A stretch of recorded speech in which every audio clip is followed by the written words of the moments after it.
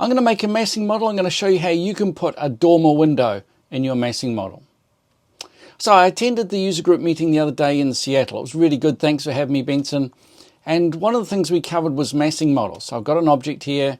Let's go right click, create objects from shapes. Really handy having stuff on your right mouse click there. You've got a big long list of things here. Don't forget, if you hit the first letter, it'll jump down to that word. And if you go 2 letters together, it'll jump to the first 2 letters. Really handy being able to jump quickly to a big long list. I'm going to delete the source object. I'm going to show my properties. So this is going to be my dormer. I'm going to show and plan the roof, no label. The height is going to be 2 stories, so I got 2 floors.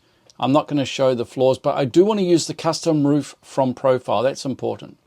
It's going to be a pitched roof. I don't want to draw the floors, and we're going to display shadows in plan view. Solid black I always use, but I set my transparency down to about 25%. Okay, so okay to that. And let's have a look at this in plan view. Let's make sure we turn on all my classes. There we are. So there's my building. So what we can do, if we right click, we can edit the profile of this. So I can see my roof. So I can click on that handle. I can make that a gable. I can make this one a gable. So I've got my roof. I just need to have a symbol. It's got to be a window symbol. I can drag this into my roof, drop that into my roof. I've now got a dormer window in my roof here, or I can make that a shed roof. Let's do a shed.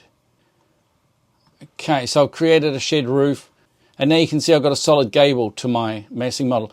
So I just think this is really cool, this ability to edit the roof of your massing model.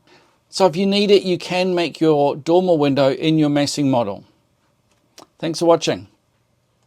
This is just a small portion of a longer movie that I made for my members. The members movie is about 4 minutes long, and I go into all the detail that you need to be able to create this dormer window in your massing model.